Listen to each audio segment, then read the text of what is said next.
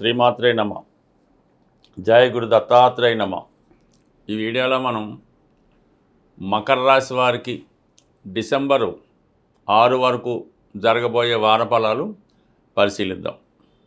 మరి ఏదైనా ఒక రాశి వారికి ఆ వారం ఫలితం ఎలా ఉంటుంది అని పరిశీలించినప్పుడు రాశి యందు ఒక శుభగ్రహం ఉన్నా లేదంటే రాశిని ఒక శుభగ్రహం చూసినా ఆ వారం జాతకుడికి చేసే ప్రయత్నాల్లో సక్సెస్ అన్నది రావడం జరుగుతూ ఉంటుంది. అలాగే కనీసం ఒక గ్రహం అయినా 11వ స్థానంలో సంచరిస్తున్నప్పుడు సమయానికి ఆ గ్రహ కారకత్వం ద్వారా ఆర్థిక పరంగా కానీ మోరల్ సపోర్ట్ కానీ లభిస్తూ ఉంటుంది. అంటే ఏదైనా జాతకుడు ఇబ్బందుల్లో ఉంటే ఆ గ్రహానికి సంబంధించినటువంటి వ్యక్తి మిమ్మల్ని ఆదుకొని ఆ సమస్య నుంచి బయటపడవేయడం జరుగుతూ ఉంటుంది. మరి ఈ వారం మకర రాశి వారికి ఈ వారం అంతా ఇంచుమించుగా 5వ తారీఖు దాకా గురువు యొక్క దృష్టి రాశి మీద పడుతుంది. సో దీనివల్ల ఏంటంటే జాతకుడికి ఏదో ఒక శుభం జరుగుతుంది, మంచి కార్యక్రమాల్లో పాల్గొంటారు, మంచి ఆలోచనలు మంచి అలవాట్లు కలుస్తూ ఉంటాయి. సో ఈ విధంగా ఒక మిత్రుడు మిమ్మల్ని కలుసుకోవడం కానీ సహకరించడం కానీ జరుగుతూ ఉంటుంది. అయితే లాభస్థానంలో 3 గ్రహాలు ఉన్నాయి. అందులో ఒకటేంటంటే రవి. అష్టమాధిపతిగా రవి లాభస్థానంలో ఉండడం వల్ల ప్రభుత్వ పథకాలు మీకు అనుకూలంగా రావడం జరుగుతూ ఉంటుంది. అలాగే మీ యొక్క సంతానానికి మీ కుటుంబంలో ఒకరికి ఏదైనా ప్రభుత్వ పదవి కానీ ఉద్యోగం కానీ ప్రభుత్వం ద్వారా ఏదో ఒక మంచి లాభం కలుగుతూ ఉంటుంది. అలాగే వ్యక్తిగతంగా మీ యొక్క ఆరోగ్యం బాగుపడుతుంది. ప్రభుత్వం ద్వారా ఒక శుభవార్త మీరు వినడం జరుగుతూ ఉంటుంది. అంటే చాలా కాలంగా ప్రభుత్వ కార్యక్రమాల్లో ఆగిపోయినటువంటి కార్యక్రమాలు ఏవైనా ఉంటే అవి ఈ సమయంలో నెరవేరే అవకాశం ఉంది. అలాగే ఏదైనా ఒక స్థిరాస్తి అనుకోకుండా మీకు రావడం జరుగుతూ ఉంటుంది. అంటే కుజుడితో కలిసి మనకి ఈ రవిగ్రహం ఉండడం వల్ల, కుజుడు చతుర్థాధిపతిగా లాభస్థానంలో ఉండడం వల్ల ఏదైనా తల్లి తరపు నుంచి కానీ మీ సొంత ఊరు నుంచి కానీ ఒక స్థిరాస్తి మీకు రావడం జరుగుతూ ఉంటుంది. అది మీరు కొనడం వల్ల అవ్వచ్చు, ప్రభుత్వం గిఫ్ట్ కావచ్చు, వారసత్వంగా అయినా ఏదో ఒక భూమి కానీ స్థలం కానీ ఇల్లు కానీ మీకు సంక్రమించే అవకాశం ఉంది. అలాగే భూముల మీద స్థిరాస్తుల మీద ఆదాయం కూడా లభించే అవకాశం ఉంది. వ్యక్తిగతంగా మీరు ఏదైనా ఒక ఉద్యోగ ప్రయత్నం లాంటిది చేస్తూ ఉంటే కంప్లీట్గా మీకు అదే ఏదైనా మార్కెటింగు బయట తిరుగుతున్నటువంటి ఉద్యోగం లాంటిది కానీ ప్రభుత్వ సంబంధం ఉన్నటువంటి ఉద్యోగంలో ప్రవేశం రావడం, అంటే ఒక విధంగా ప్రభుత్వ ఆదాయం మీకు లభిస్తుంది ఈ వారంలో. ఇక శుక్రుడు ఈ రాశి వారికి యోగకారకుడు. అందువల్ల శుక్రుడు లాభస్థానంలో ఉండడం వల్ల మీలో ఉన్నటువంటి విద్వత్తుకి టాలెంట్కి గుర్తింపు రావడం జరుగుతుంది. మీరు ఒక సినిమా రంగంలో ఉన్న, ఒక కళాకారుడిగా ఉన్న, ఒక ఫైనాన్సర్గా ఉన్న కొన్ని కొత్త అవకాశాలు మీకు రావడం జరుగుతూ ఉంటుంది. అలాగే ఒక కొత్త పరిచయం, అది ప్రేమ రూపంలో అవ్వచ్చు, చిన్ననాటి స్నేహితుల రూపంలో అవ్వచ్చు, ఒక కొత్త పరిచయం మీకు ఏర్పడుతుంది. ఆ పరిచయస్తుల గైడెన్స్తో మీరు కొన్ని కొత్త నిర్ణయాలు తీసుకోవడం కానీ మీ ఆదాయ మార్గాన్ని మార్చుకోవడం కానీ జరుగుతూ ఉంటుంది.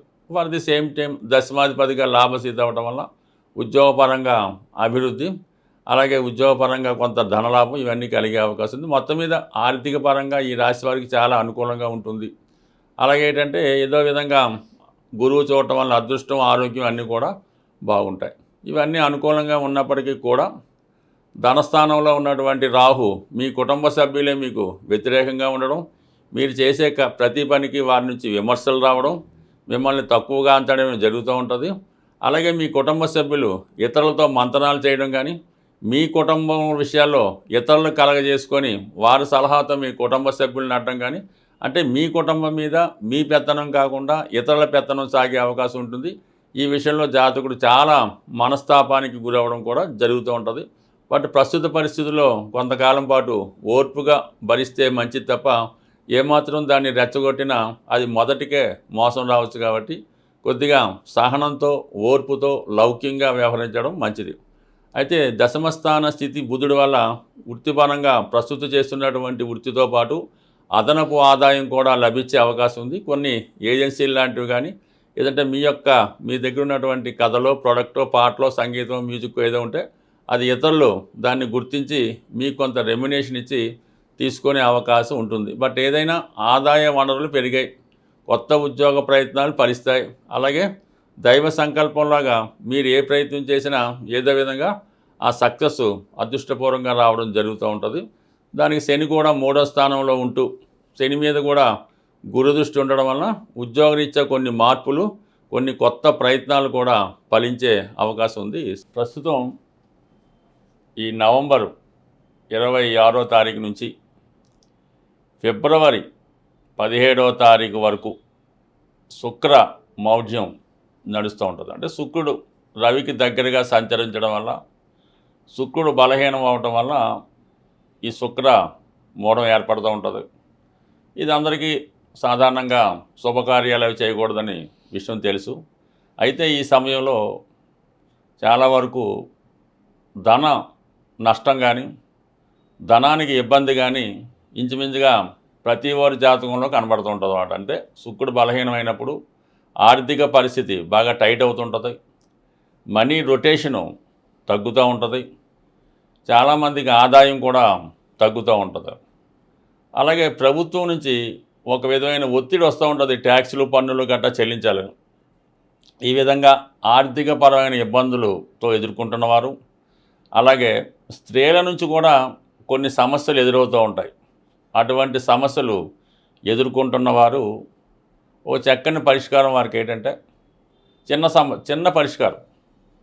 ప్రతి శుక్రవారం అంటే మనకు ఒక 6 శుక్రవారాలు ఎలాగ వస్తాయి కాబట్టి సాయంకాలం సమయంలో అంటే సంధ్యా సమయంలో మరి చాలా ఫ్రెష్గా తాజాగా ఉన్నటువంటి గులాబీ పువ్వులు మంచివి ఒక 6 తీసుకొని హనుమాన్ ఆలయంలో స్వామివారికి సమర్పించవలసి ఉంటుంది.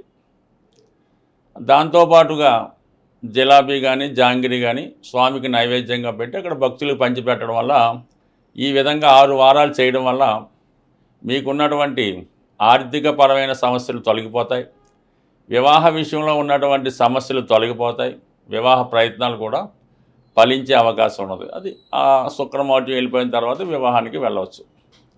అలాగే కొద్దిగా ఓపిక ఉన్నవాళ్ళు, స్థాయి ఉన్నవాళ్ళు లక్ష్మీ గణపతి హోమం చేయించుకోవలసి ఉంటుంది.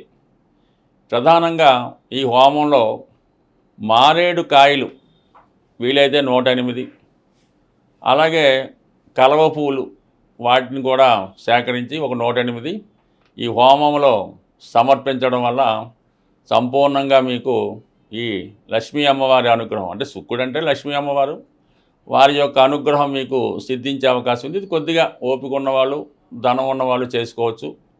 ఇంకా వెరీ సింపుల్ రెమెడీ, మనం ఏమి చేయలేం, ఫైనాన్స్గా చాలా ఇబ్బంది పడుతుంది, రోజు గడగడమే కష్టంగా ఉంది అనుకున్నప్పుడు ఏదైనా విఘ్నేశ్వరుడు ఆలయంలో బుధవారం రోజు ఒక మీకు ఎన్ని వీలు ఉంటే అన్ని అటుకులు బెల్లం కలిపి ఆ టెంపుల్లో స్వామికి సమర్పించి భక్తులకి ప్రసాదంగా పంచిపెట్టడం వల్ల కూడా మీ యొక్క ఆర్థిక సమస్యల నుంచి బయటపడతారు. అలాగే వివాహం ఆలస్యం అవుతుంది, అసలు పెళ్ళి అవటమే లేదు, పెళ్ళైనా కూడా భార్యతో దాంపత్య సుఖం లేదు అనుకున్న వాళ్ళు ఈ శుక్రమౌఢ్యంలో ప్రతిరోజు నియమంగా శుచిగా శుభ్రంగా ఉంటూ మరి కనకదార స్తోత్రం కానీ, లక్ష్మీ అష్టోత్తరం కానీ, శ్రీ సూక్తం కానీ విధి విధానంగా పారాయణ చేయడం వల్ల, ముఖ్యంగా మీ గృహంలో ఉన్నటువంటి స్త్రీలని గౌరవించడం వల్ల, తల్లి గారిని అమ్మమ్మ గారిని వారిని పూజించడం వల్ల 100% చాలా సులువుగా మీకు అమ్మవారి అనుగ్రహంతో వివాహానికి ఉన్నటువంటి అడ్డంకులు కూడా తొలగిపోయే అవకాశం ఉంది. బట్ ఏదైనా ఒక గ్రహం బలహీనంగా ఉన్నప్పుడు ఆ గ్రహాన్ని మనం ఈ విధంగా సంతృప్తిపరిచి బలపరిస్తే మనకి ఆ గ్రహ అనుగ్రహం ఖచ్చితంగా లభించే అవకాశం ఉంటుంది. స్వస్తి.